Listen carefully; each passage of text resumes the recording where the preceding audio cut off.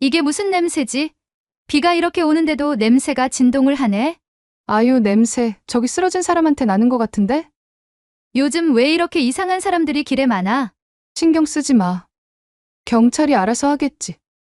하늘에 구멍이 뚫린 듯 쏟아지는 빗 속에서 사람들은 쉬이 발걸음을 멈추지 못했습니다. 낯선 악취는 물론이고 선의가 되려 자신에게 독이 되어 돌아오는 험악한 세상 인심 때문이었습니다. 모두 혀를 차며 무심히 지나쳐갔습니다. 바로 그때 쌍둥이 형제가 그곳을 지나가고 있었습니다. 모두가 외면했던 그 자리에서 과연 쌍둥이 형제는 어떤 선택을 내렸을까요? 삭막한 현실 속 꺼져가던 온기를 다시 지피는 가슴 따뜻한 이야기가 지금 시작됩니다. 이야기가 궁금하시다면 구독과 좋아요 눌러주세요. 댓글로 지금 어디서 시청하고 계신지 소통해 주신다면 앞으로 더 좋은 영상 제작에 큰 힘이 됩니다. 7월의 장마가 절정에 달했던 어느 초저녁, 하늘에 구멍이라도 난 것처럼 굵은 빗방울이 서울의 오래된 뒷골목 아스팔트를 사정없이 후려갈겼습니다. 빗물에 섞여 떠다니는 축축하고 불쾌한 냄새가 거리를 가득 채웠고 먹구름 때문에 벌써 어둠이 짙게 들이운 그 길모퉁이에는 한 노인이 쓰러져 있었습니다. 사람들은 우산을 깊숙이 눌러쓰고 발걸음을 재촉할 뿐 누구 하나 그 노인의 곁으로 다가서려 하지 않았습니다. 노숙자려니 취객이려니 수군거리며 지나가는 사람들의 무심함 속에 나이를 분간할 수 없는 노인은 차가운 빗물에 온몸이 젖은 채 미동도 없이 누워 있었습니다. 차가운 세상의 시선과 마찬가지로 빗방울은 노인의 창백한 얼굴 위를 무심히 흘러내렸습니다. 민우야, 우산 이쪽으로 더 기울여야지. 너 다 젖는다. 응. 형도 조심해. 빗물이 신발 안으로 다 들어왔어. 11살 일란성 쌍둥이 민준과 민우가 작은 우산 하나를 나누어 쓰고 골목길을 걸어오고 있었습니다. 두 아이는 똑 닮은 얼굴 때문에 가까운 사람들도 헷갈릴 정도였지만 성격은 달랐습니다. 민주는 형으로서 동생 민우를 늘 챙기려 하는 듬직함이 있었고 민우는 조금 더 섬세하고 주변 상황에 눈치가 빨랐습니다. 우비를 입었어도 굵은 빗줄기 앞에서는 소용이 없었지만 두 아이의 얼굴에는 곧 터질 기쁨을 감추지 못하는 밝은 미소가 떠나지 않았습니다. 오늘은 특별한 날이었기 때문입니다. 민준아, 엄마가 이거 받고 얼마나 좋아하실까? 우리 이제 진짜 엄마 선물 살 수 있는 거지? 민우의 눈이 반짝이며 물었습니다. 당연하지. 우리가 얼마나 열심히 모았는데. 엄마는 이거 받고 진짜 깜짝 놀라실 거야. 민준이 고개를 끄덕이며 답했습니다. 쌍둥이는 몇 달 전부터 비밀스러운 계획을 세워왔습니다. 다음 주가 엄마의 생일이었고 두 아이는 시장에서 본 아주 예쁜 하트 모양 은색 목걸이를 사들이기 위해 용돈을 한 푼도 쓰지 않고 모았습니다. 친구들이 학교 앞 문구점에서 맛있는 과자를 사 먹을 때도 꾹 참았고 시장 할머니가 용돈을 쥐어주셔도 작은 저금통에 넣었습니다. 민준과 민우가 가진 전 재산은 10,000원짜리 지폐 1장과 1,000원짜리 지폐 10장, 500원, 100원짜리 동전들을 모두 합쳐 2만 원이 조금 넘는 금액이었습니다. 작은 목걸이 하나를 사기에 딱 맞는 소중한 돈이었습니다. 쌍둥이의 엄마 윤정미에게는 슬픔의 시간이 길었습니다. 3년 전 갑작스러운 교통사고로 남편을 잃은 후 회계사였던 그녀는 두 아이를 혼자 힘으로 키우기 위해 낮에는 회사에 다니고 밤에는 아르바이트까지 하며 악착같이 가정을 지켜왔습니다. 하지만 1년 전 윤정미에게 또 다른 시련이 닥쳤습니다. 아침에 일어나 출근 준비를 하려다가 다리에 힘이 풀려 그대로 주저앉기를 반복했던 것입니다. 단순한 피로인 줄 알았는데 아니었습니다. 큰 병원에서 윤정민은 희귀병 진단을 받았습니다. 온몸의 근육이 점차 경직되는 무서운 병이었습니다. 시간이 지날수록 몸이 굳어져 파킨슨병과 흡사한 증상을 보였고 결국 노인들이 사용하는 보조기가 없이는 걷기조차 힘들 정도로 진행되었습니다. 의사는 최신 치료법이 있지만 그 비용이 만만치 않다고 했습니다. 월 500만 원 정도는 각오하셔야 합니다.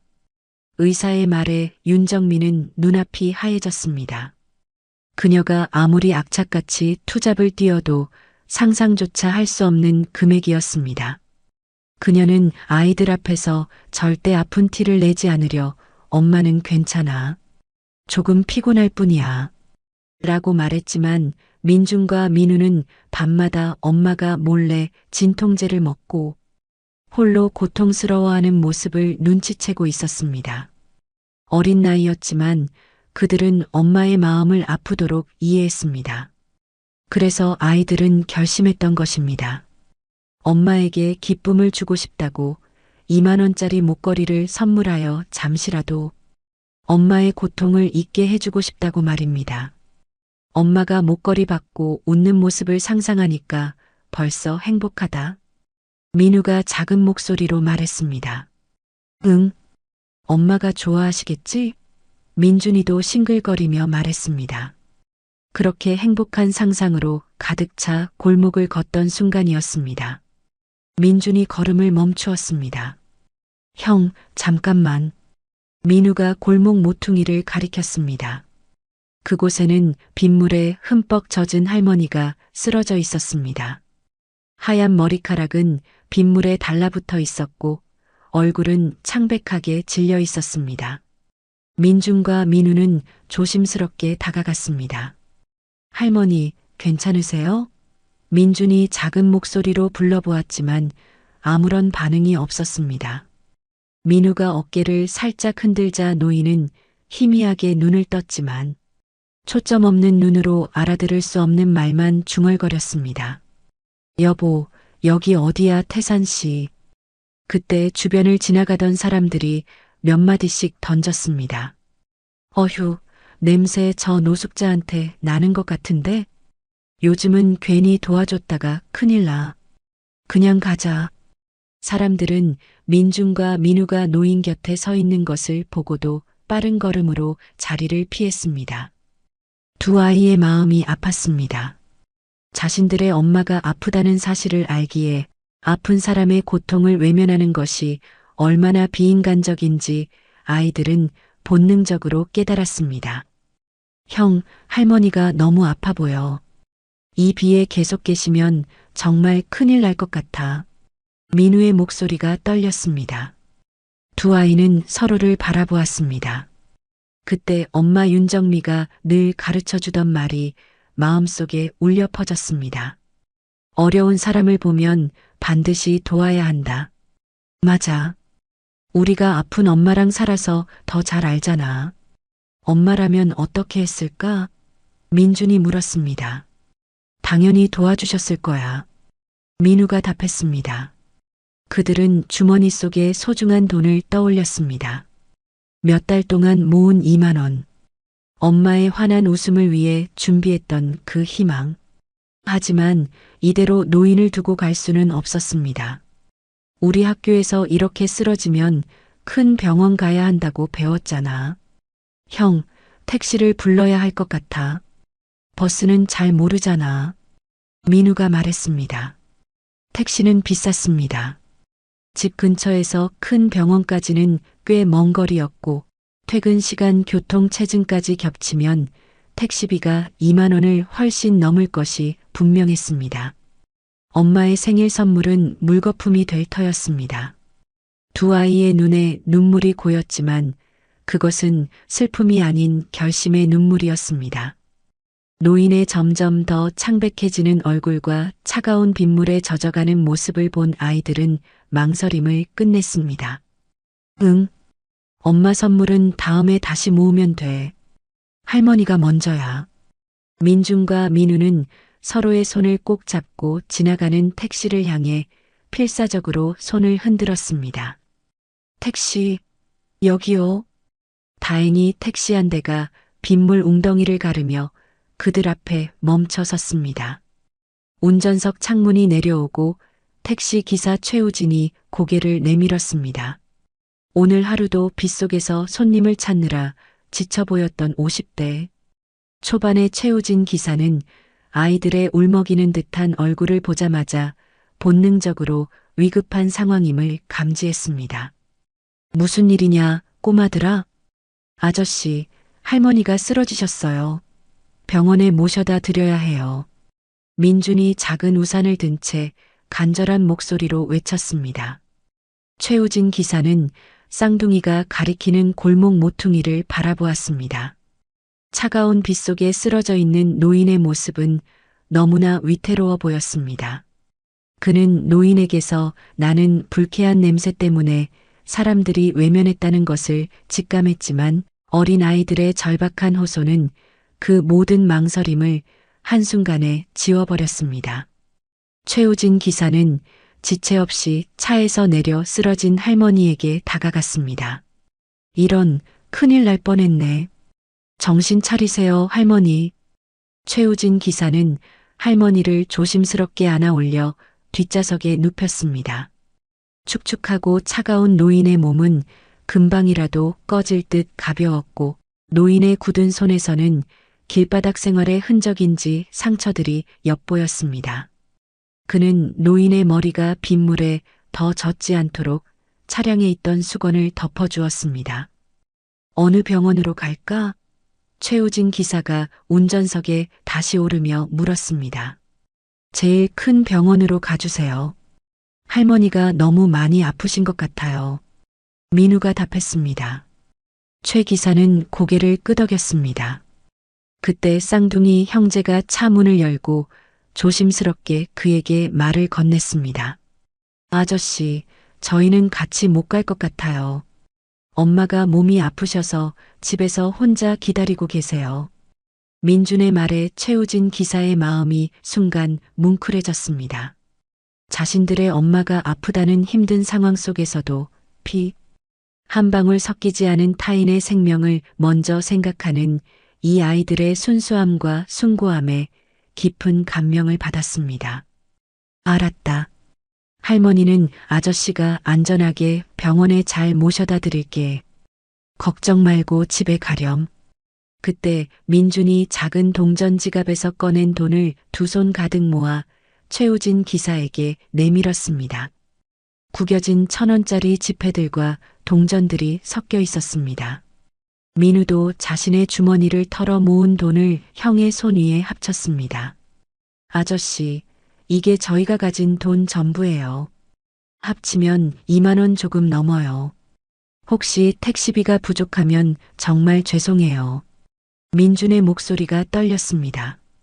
최우진 기사는 아이들의 작은 손에 쥐어진 돈을 보는 순간 코끝이 찡해지는 것을 느꼈습니다. 몇 달 동안 용돈을 아끼고 모았을 그 돈의 무게가 얼마나 무거울지, 2만 원이 아이들에게는 얼마나 큰 희망이었을지 가늠하기 어려웠습니다. 그 간절한 희망이 지금 타인을 위해 기꺼이 희생되고 있는 것이었습니다. 그는 아이들의 돈을 받아들고 고개를 숙였습니다. 꼬마들아, 정말 고맙다. 나머지는 아저씨가 낼 테니 걱정 말고 집에 가렴. 너희들은 정말 대단한 아이들이야. 정말요? 감사합니다. 두 아이의 얼굴에 떠오른 환한 미소는 세상의 어떤 보석보다도 빛났습니다. 최우진 기사는 응급 상황을 고려해 비상등을 켜고 택시를 출발시켰습니다. 백미러로 할머니의 위태로운 모습을 확인하면서도 그의 머릿속에는 쌍둥이들의 작은 손에 가득했던 그 소중한 돈이 계속 떠올랐습니다. 하지만 곧 현실적인 문제가 최 기사의 마음을 짓눌렀습니다. 초저녁의 빗길 교통체증이었습니다. 평소 20분이면 도착할 대학병원까지 벌써 40분째 꽉 막혀 꼼짝할 줄 몰랐습니다. 비까지 쏟아지니 상황은 더욱 심각했습니다. 택시 미터기의 숫자는 25,000원, 3만 원, 3만 5천 원으로 계속 올라갔습니다. 아이들이 준 2만 원으로는 턱없이 부족한 금액이었습니다. 오늘 나도 회사에 내야 할 산학금 채우기가 힘들었는데 자신도 경제적으로 넉넉하지 않았지만 최우진 기사는 단 1초도 망설이지 않았습니다. 아이들이 모은 그 숭고한 마음을 돈 때문에 헛되게 할 수는 없었습니다. 그는 운전대를 꽉 쥐고 중얼거렸습니다. 할머니, 조금만 더 참으세요. 곧 병원입니다. 저 착한 아이들의 마음이 할머니를 살릴 겁니다. 최우진 기사는 병원까지 최대한 속도를 냈고 시간이 한참 더 지난 후에야 대학병원 응급실 앞에 도착할 수 있었습니다. 최종 택시 요금은 3만 9천 원이었습니다. 그는 망설임 없이 미터기를 끄고 자신의 지갑에서 부족한 1만 9천 원을 꺼내 채워 넣었습니다. 그의 얼굴에는 오늘 하루 수입이 줄었다는 아쉬움 대신 작은 선행을 완성했다는 따뜻한 보람만이 가득했습니다. 응급실 직원들이 달려나와 윤정이 할머니를 응급침대에 옮겼습니다. 최 기사는 노인이 길에서 쓰러져 있었다는 상황과 아이들의 도움을 간략히 설명했습니다. 의료진이 재빠르게 노인의 상태를 진찰했습니다. 혈압이 많이 낮고 체온도 떨어졌네요. 치매 증상도 있어 보입니다. 신원 확인이 가능한 물건이 있나요? 담당 의사의 질문에 간호사가 할머니의 옷을 살펴봤습니다.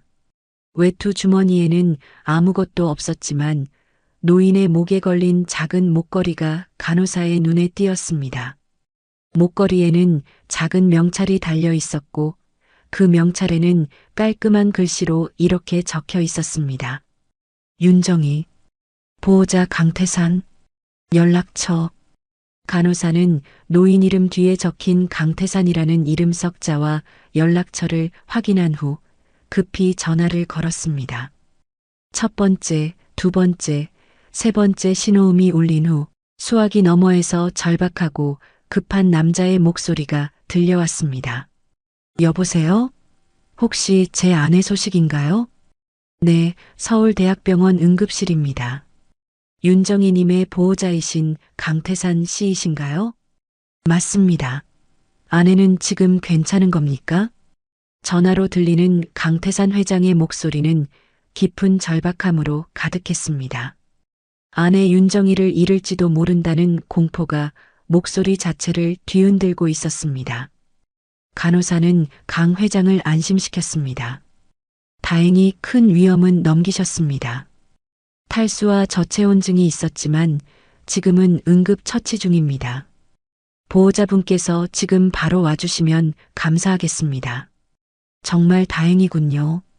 지금 바로 가겠소. 전화가 끊어지고 간호사는 응급실 상황을 정리하던 최우진 기사에게 고개를 끄덕였습니다. 보호자분이 오고 계십니다. 할머니께서는 일단 위험은 넘기신 것 같습니다. 정말 감사합니다, 기사님. 그런데 이분을 어떻게 발견하신 건가요? 최우진 기사는 이제야 비로소 안도한 표정을 지으며 쌍둥이 형제 민준과 민우의 이야기를 시작했습니다. 그가 본 모든 것을 설명했습니다. 빗속에 쓰러진 노인을 발견하고 외면하지 않은 11살 아이들, 그리고 몇 달 동안 모은 엄마의 생일 선물 쌀 돈 2만 원을 모두 택시비로 내놓았던 순수하고 숭고한 이야기까지 동전 하나하나 구겨진 지폐 한 장이 얼마나 소중했을지에 대한 감동을 상세하게 전달했습니다. 이야기를 듣던 간호사들의 눈시울이 붉어졌습니다.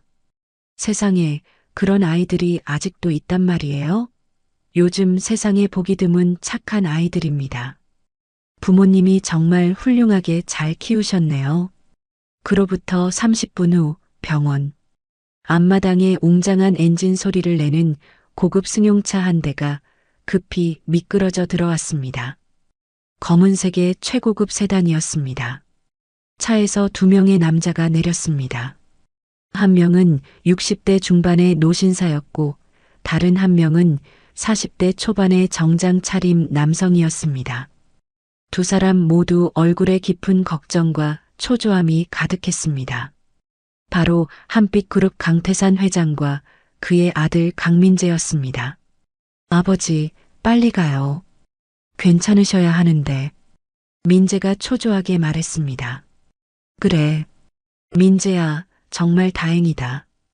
응급실이라고 하니 일단 가보자. 태사는 아들의 손을 잡으며 복잡한 표정을 지었습니다. 응급실 로비에 들어선 순간 주변의 사람들은 웅성거리기 시작했습니다. 저분, 혹시 그 유명한 강태산 회장님 아니야? 뉴스에서 봤던 얼굴인데? 한빛그룹 회장님이라니. 사람들의 시선은 쓰러졌던 할머니가 노숙자 노인이 아니었음을 증명했습니다. 강태산 회장과 강민재는 급히 접수대로 향했습니다. 윤정이 환자 보러 왔습니다. 태산이 낮은 목소리로 말했습니다. 아, 네. 이쪽으로 오세요. 응급실 안에서 산소 마스크를 쓰고 침대에 누워있는 아내 윤정이의 모습을 본 순간 강태산 회장의 눈에서 뜨거운 눈물이 흘러내렸습니다. 치매로 인해 종종 길을 잃었던 아내가 결국 길 위에서 쓰러져 있었다는 사실에 죄책감과 안도감이 뒤섞였습니다. 여보, 정말 걱정했어. 괜찮아. 이제 나왔어.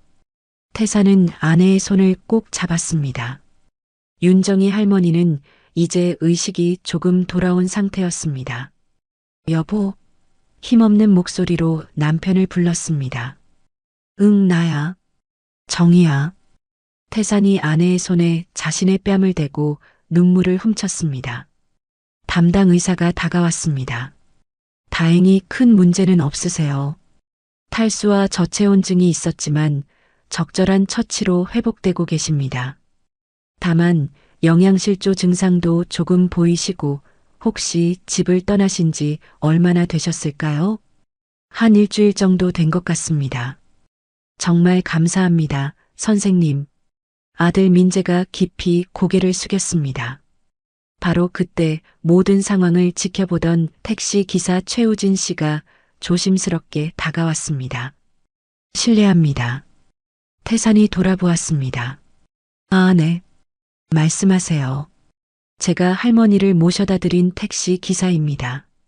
아, 정말 감사합니다. 어떻게 감사를 드려야 할지. 태사는 연신 감사하다는 말을 반복했습니다. 아닙니다. 사실 저보다 더 고마워해야 할 분들이 있습니다. 최우진 기사는 말을 이었습니다. 11살 쌍둥이 형제가 할머니를 발견했습니다. 태산과 민재의 눈이 휘둥그레졌습니다. 11살이요? 민재가 놀라며 물었습니다. 네. 그 폭우 같은 빗속에 쓰러져 계신 할머니를 보고 자신들이 가진 돈 전부를 써서 택시를 불렀습니다. 최우진 기사의 목소리가 감동으로 떨렸습니다. 가지고 있는 돈 전부라고 하면서요. 최 기사는 쌍둥이들이 몇 달 동안 엄마 생일 선물을 사려고 동전 하나, 1,000원짜리 한 장씩 모은 소중한 돈이었다는 이야기, 아픈 엄마 정미를 돌보며 살고 있다는 이야기, 그리고 택시비가 부족할 것을 알면서도 할머니를 돕기 위해 그 돈을 주저없이 내놓았다는 모든 이야기를 자세히 들려주었습니다. 모든 이야기를 듣고 난 후 응급실에는 무거운 침묵이 흘렀습니다. 강태산 회장의 눈에서 눈물이 하염없이 흘러내렸습니다. 자신이 가진 모든 부를 합쳐도 살 수 없는 그 순수한 마음의 무게에 압도된 눈물이었습니다. 그런 천사 같은 아이들이 정말 있구나. 태산의 목소리는 목이 메어 제대로 나오지 않았습니다. 민재 역시 고개를 숙이며 입술을 깨물었습니다. 아버지, 우리가 그 아이들을 꼭 찾아야 합니다. 이런 은혜를 어떻게 그냥 넘길 수 있겠습니까? 당연하지. 당장 내일 최 기사님과 함께 아이들을 찾아야겠어.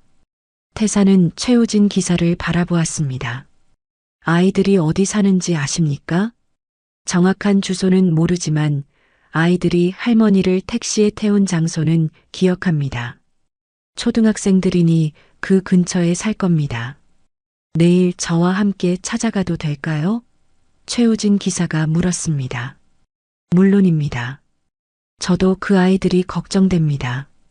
그날 밤 강태산 회장과 아들 강민재는 잠들 수 없었습니다.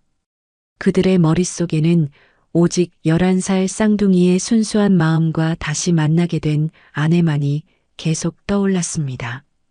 태산은 아내의 손을 잡으며 중얼거렸습니다. 정희야, 정말 천사 같은 아이들이 우리를 살려줬어. 우리가 그 아이들에게 제대로 보답해야 해. 그 작은 선행이 앞으로 그들의 삶과 사회에 얼마나 거대한 기적을 만들어낼지 아직 아무도 알지 못했습니다. 다음 날 이른 새벽부터 강태산 회장의 마음은 초조함으로 가득했습니다. 밤새도록 잠을 이루지 못했고 머릿속에는 오직 11살 쌍둥이 형제 민준과 민우 생각뿐이었습니다. 동전 하나하나 모아 타인을 도운 아이들, 그들의 선행 덕분에 아내를 찾고 살릴 수 있었다는 사실은 강태산 회장의 가슴을 벅차게 두드렸습니다.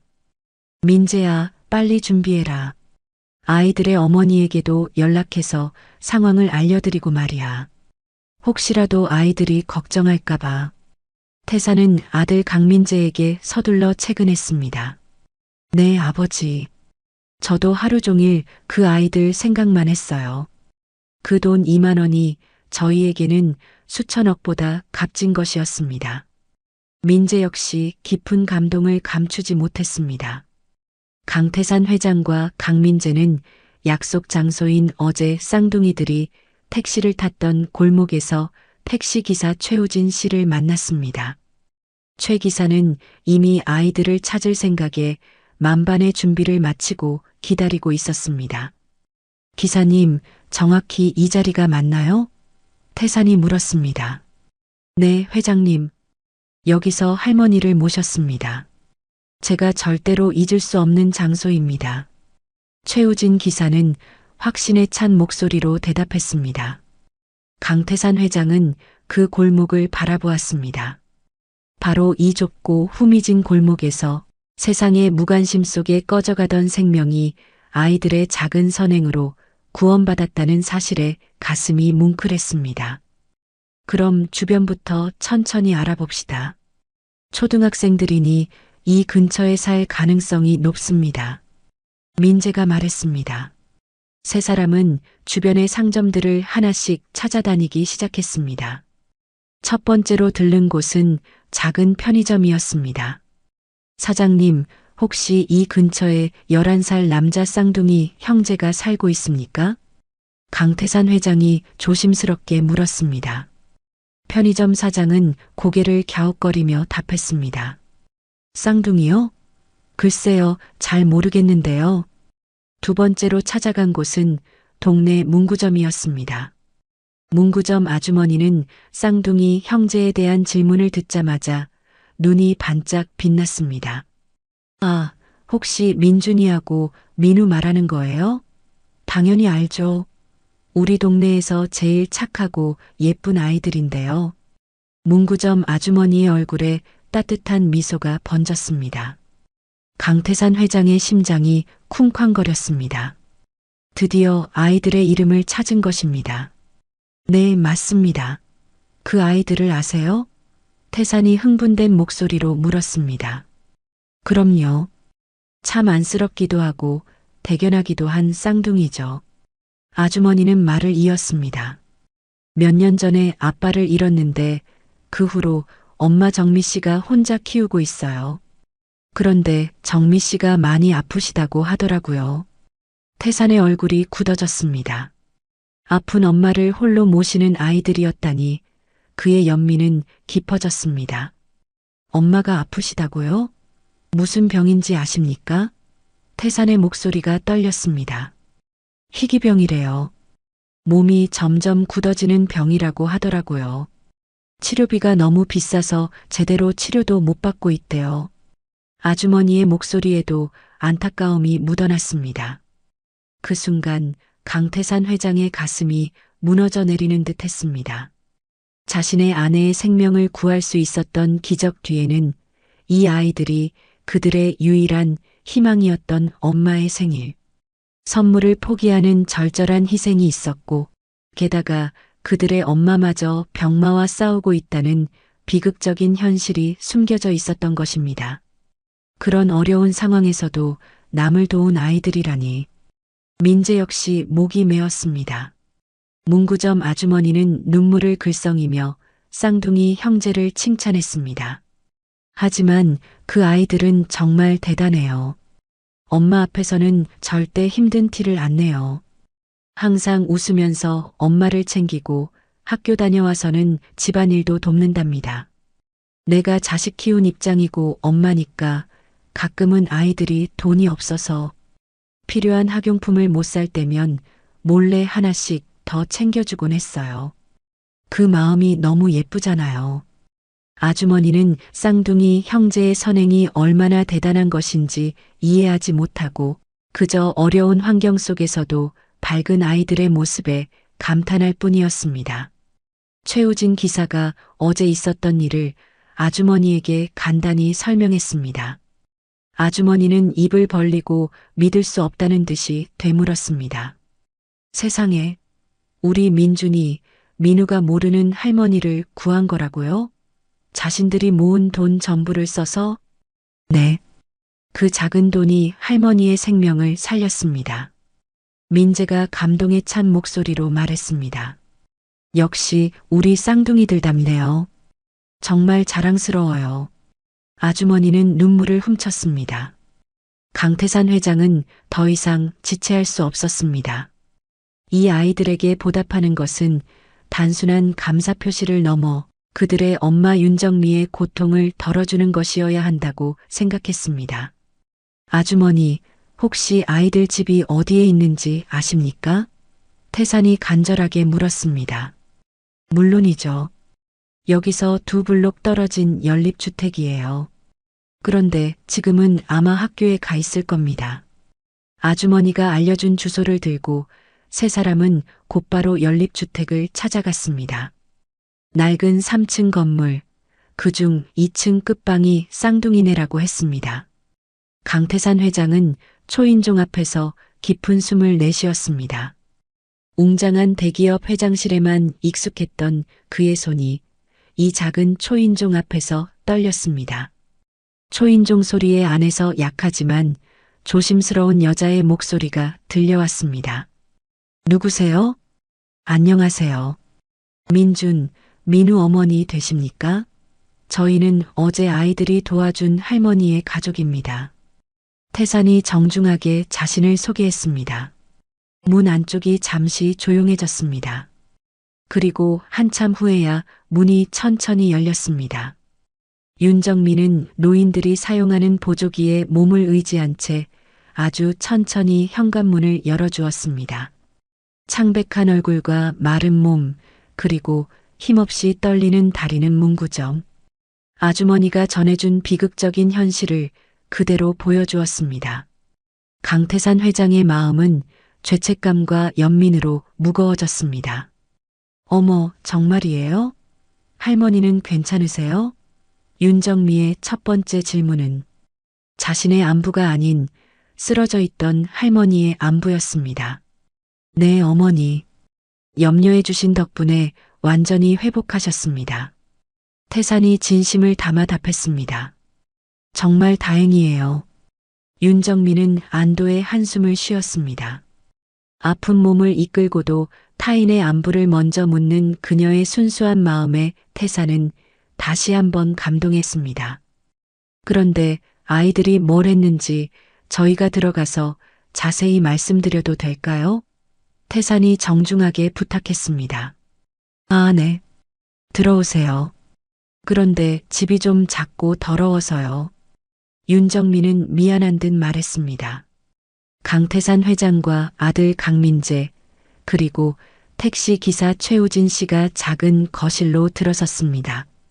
낡은 가구들과 좁은 공간이었지만 윤정미가 말했던 것과 달리 집은 깨끗하게 정리되어 있었습니다. 앉으세요. 차라도 대접하고 싶은데 윤정미가 말했습니다. 아닙니다. 괜찮습니다. 편히 계십시오. 태산이 손을 저었습니다. 최우진 기사가 어제 있었던 일의 전말을 윤정미에게 자세히 설명했습니다. 빗속에 쓰러진 할머니, 쌍둥이들이 발견한 것, 그리고 엄마 생일 선물을 사려던 2만 원 전부를 써서 택시를 불렀다는 이야기까지 모든 것을 전했습니다. 이야기를 듣던 윤정미의 눈에서 뜨거운 눈물이 봇물처럼 흘러내렸습니다. 정말 우리 아이들이 그런 일을 아이들이 돈이 없었을 텐데요. 그녀의 목소리는 떨렸습니다. 아이들의 선행이 자랑스러웠지만 그들의 작은 희망을 앗아갔다는 사실에 엄마로서 미안함이 앞섰습니다. 귀여운 동전 지갑 안에 1,000원짜리 지폐 몇 장하고 동전들이 들어 있었습니다. 돈이 부족해서 죄송하다며 예의도 바르더라고요. 정말 대단한 아이들입니다. 최우진 기사가 거들었습니다. 저는 전혀 몰랐어요. 그냥 할머니만 도와드렸다고 했거든요. 윤정미가 떨리는 목소리로 말했습니다. 아이들이 돈을 썼다고 하면 어머니가 더 걱정하실까봐 말 안 한 것 같습니다.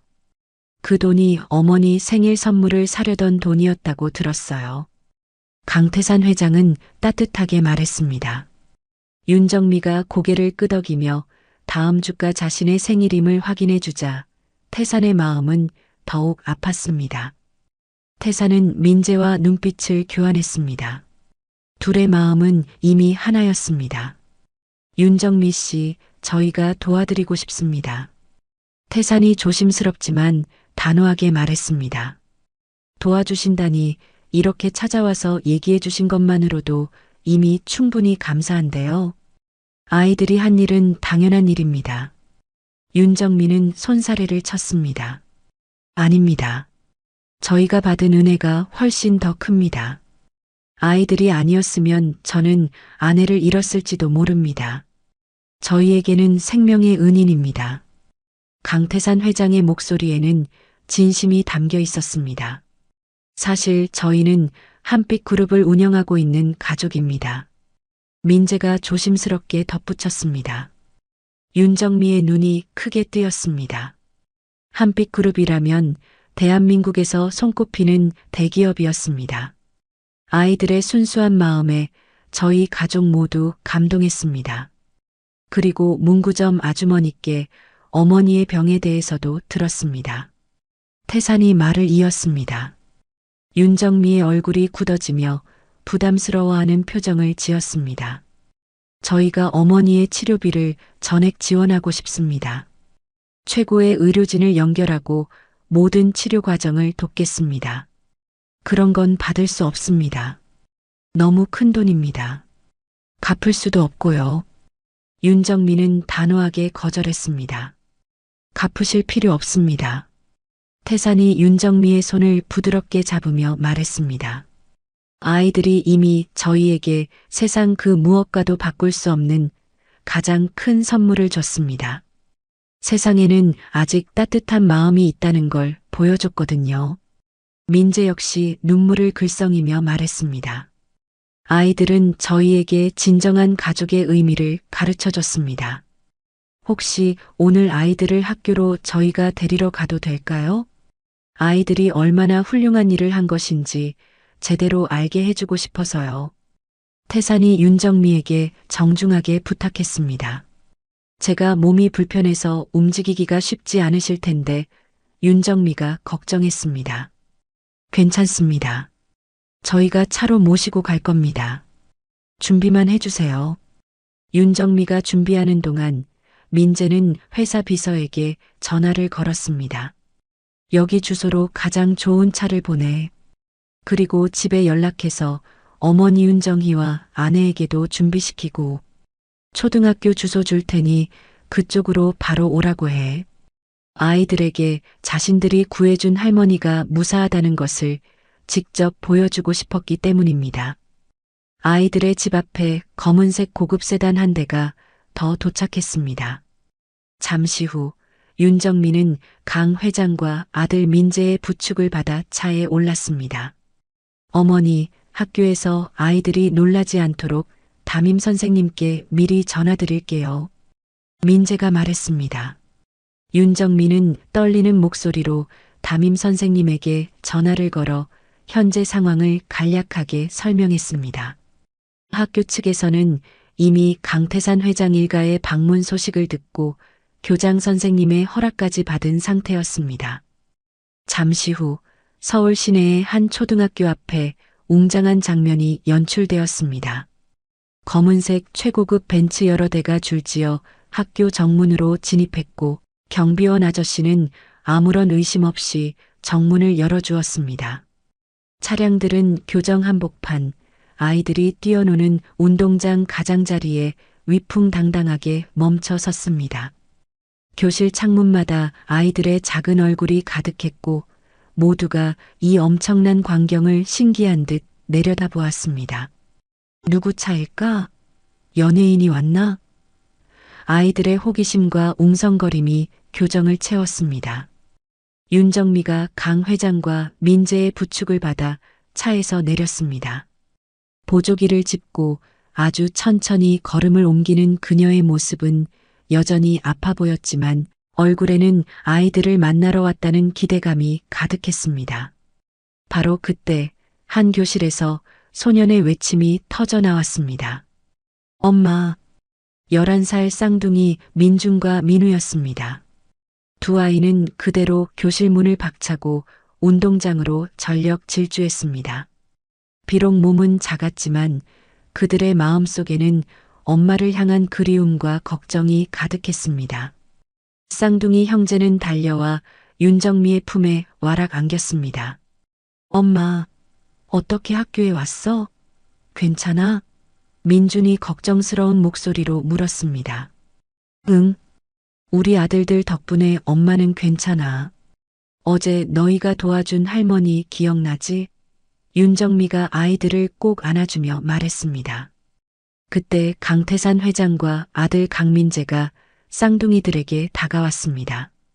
아이들은 처음 보는 정장 차림의 낯선 남자들에게 순간 표정이 굳어졌습니다.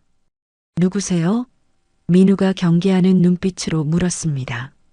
강태산 회장은 아이들과 눈높이를 맞추기 위해 무릎을 꿇고 앉았습니다. 그는 이 아이들의 맑은 눈을 바라보는 순간 가슴이 벅차오르는 감동을 느꼈습니다. 정말 순수하고 천사 같은 아이들이었습니다. 민준아, 민우야. 우리는 어제 너희가 도와준 할머니의 가족이다. 강태산 회장이 아이들에게 자신을 소개했습니다. 정말요? 할머니는 괜찮으세요? 어디 안 다치셨어요?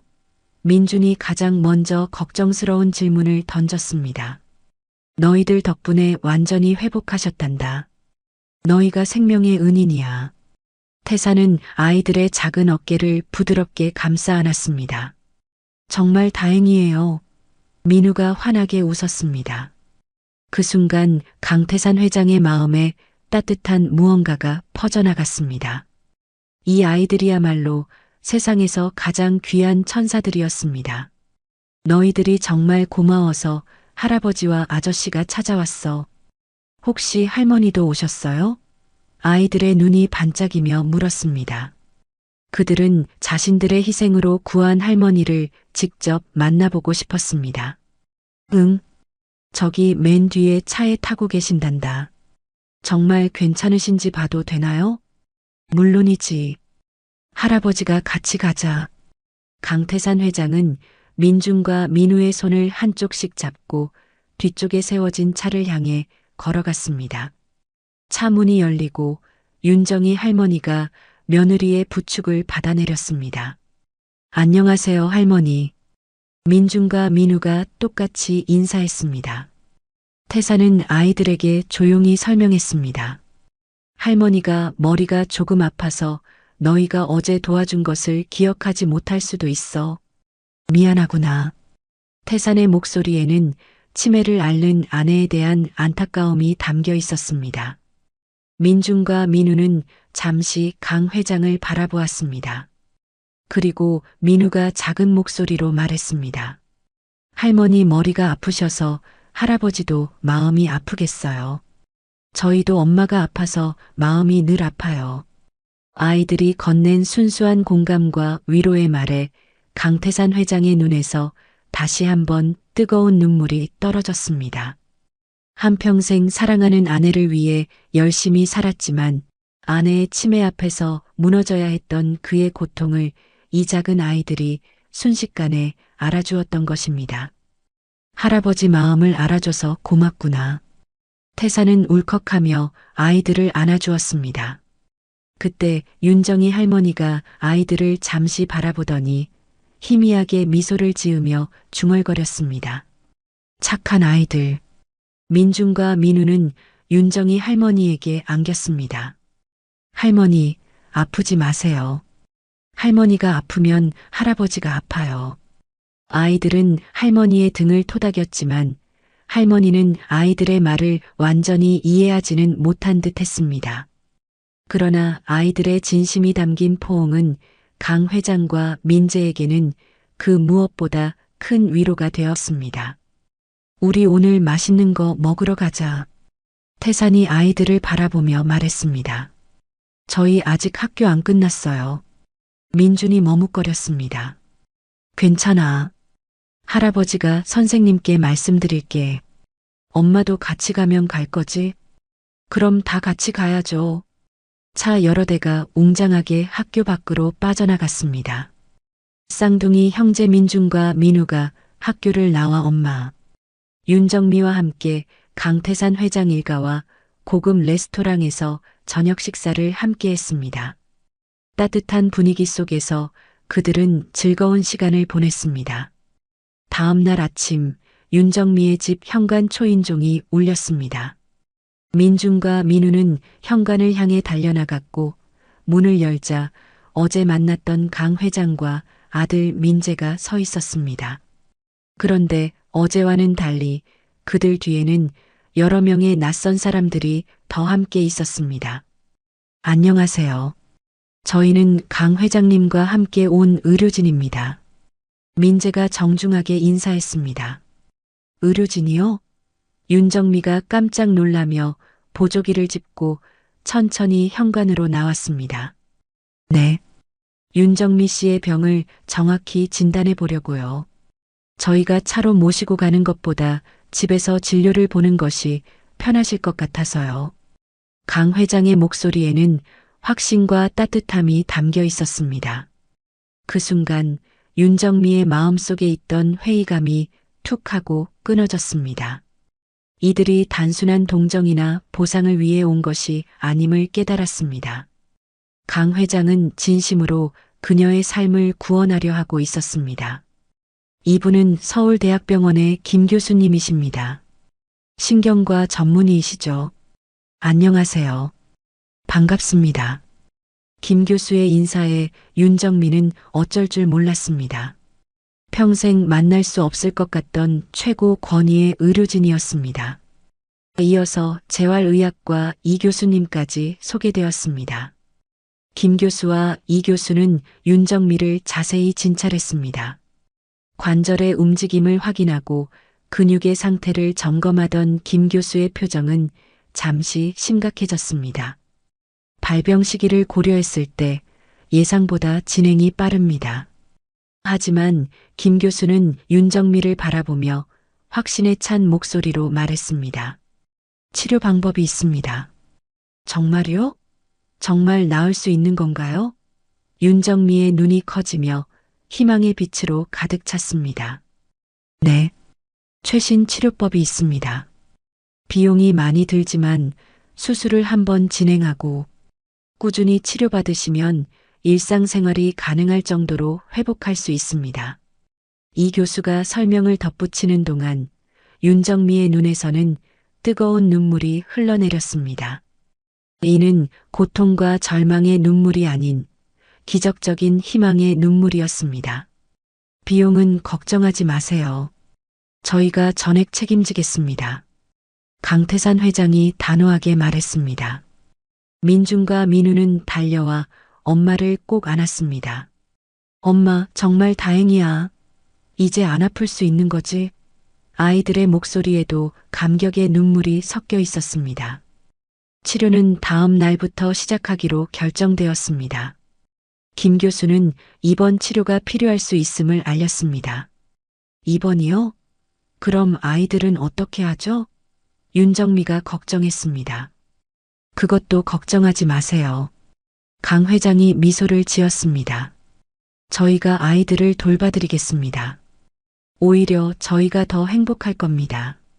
그날 오후 강태산 회장은 놀라운 제안을 했습니다. 윤정미 씨 치료받는 동안 저희 집에서 함께 지내면 어떻겠습니까? 저희 집이 방도 여러 개 있고 아이들을 돌봐줄 사람도 더 있습니다. 어머니의 치료가 얼마나 길어질지 모르는데 아이들이 엄마 없는 집에 홀로 남아있는 것보다는 따뜻한 공간이 필요합니다. 윤정미는 너무 큰 배려에 말을 잇지 못했습니다. 그럴 순 없어요. 너무 죄송해서. 죄송할 일이 아닙니다.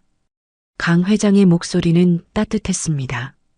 그리고 솔직히 말씀드리면 저도 손자 2명이 더 생기면 좋을 것 같아서요.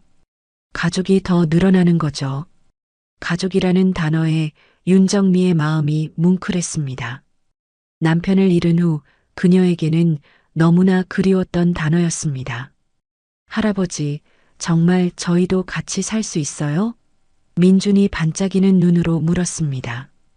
그럼, 우리 이제 진짜 가족이 되자.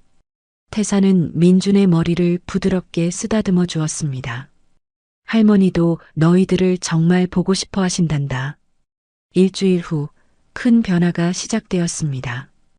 윤정미는 서울대학병원에 입원했고 최고의 의료진이 그녀의 치료에 총동원되었습니다.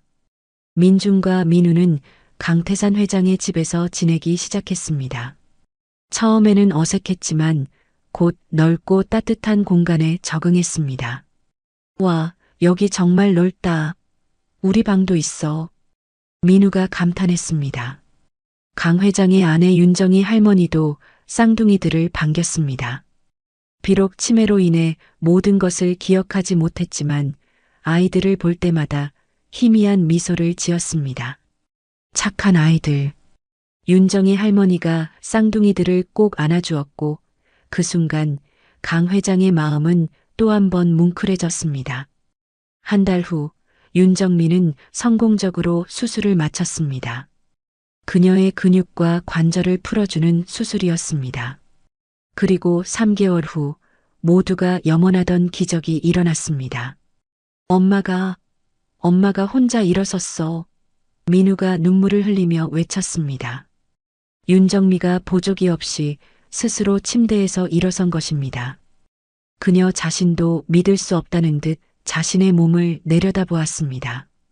병실에 있던 강 회장과 민재, 그리고 의료진 모두가 박수를 쳤습니다. 축하드립니다. 이제 걷는 연습을 시작해 볼까요? 이 교수가 제안했습니다. 윤정미의 첫걸음은 떨렸지만 민준과 민우가 양쪽에서 든든하게 엄마를 부축했습니다. 엄마, 천천히 해. 괜찮아. 우리가 있잖아. 한 걸음, 2걸음. 윤정미가 다시 자신의 힘으로 걷기 시작했습니다. 그 모습을 본 강태산 회장의 눈에서도 뜨거운 눈물이 흘러내렸습니다. 정말 작은 선행이 만들어낸 거대한 기적이었습니다.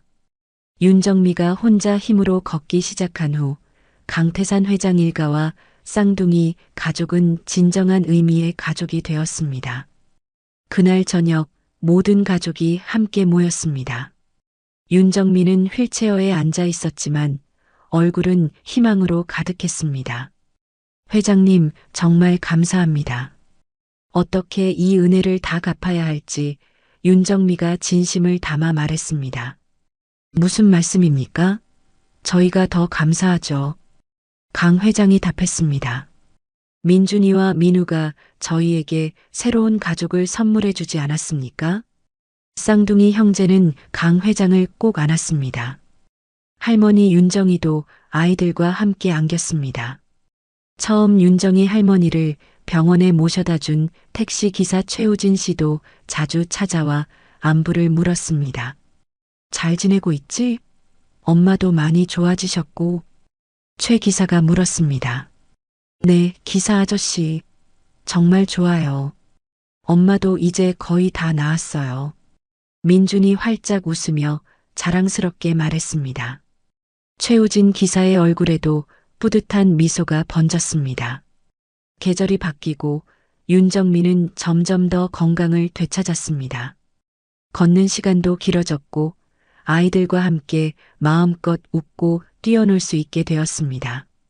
엄마, 이제 정말 안 아파요? 민우가 물었습니다. 응, 이제 괜찮아. 우리 아들들 덕분이야. 윤정민은 아들을 꼭 안아주었습니다. 너희들이 할머니를 구해줘서 이 모든 기적이 시작된 거잖아. 강 회장이 아이들을 보며 미소 지었습니다. 작은 선행이 이런 큰 기적을 만들어낸 거야. 그날 밤 모든 가족이 거실에 모여 앉았습니다. 강태산, 윤정희, 강민재, 윤정미, 그리고 민준과 민우. 피로 맺어진 것은 아니었지만 그 어떤 가족보다 단단한 사랑으로 엮인 모습이었습니다. 우리 정말 행복하네. 윤정희 할머니가 중얼거렸습니다. 네, 할머니. 정말 행복해요. 민준이 대답했습니다. 그 순간 모든 사람의 마음이 따뜻한 감동으로 가득 찼습니다. 그로부터 3년이 흘렀습니다. 봄바람이 살랑이는 4월의 어느 날 14살이 된 민준과 민우가 새 교복을 입고 거울 앞에 서 있었습니다. 중학교 입학식이었습니다. 두 아이는 키가 훌쩍 자랐고 얼굴에는 자신감이 넘쳤습니다.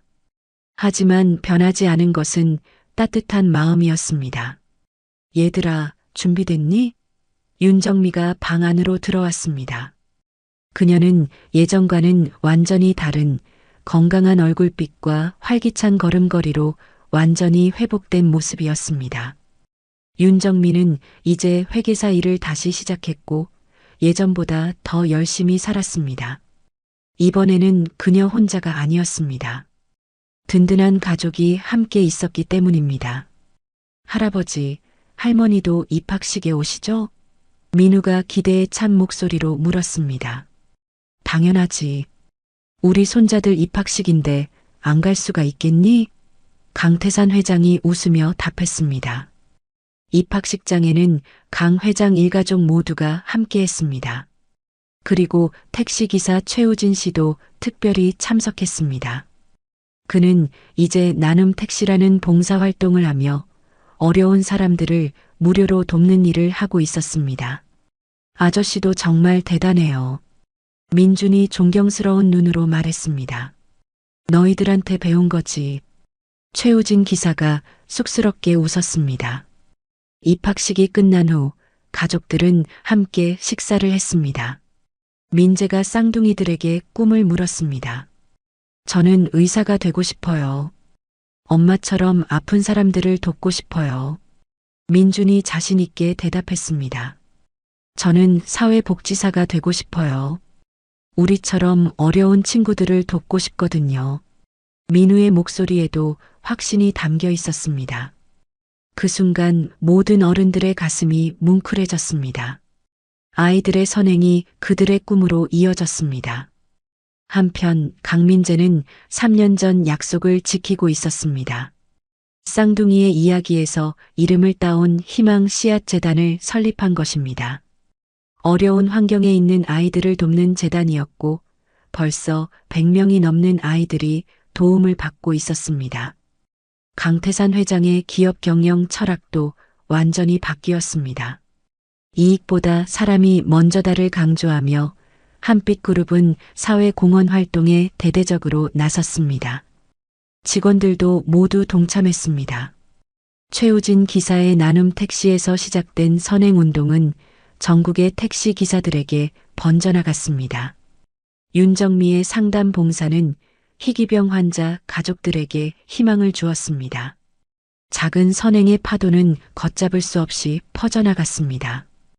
어느 날 아침 쌍둥이들에게 새로운 소식이 들려왔습니다. 얘들아, 정부에서 너희들에게 상을 주신대. 청소년 선행 대상일래.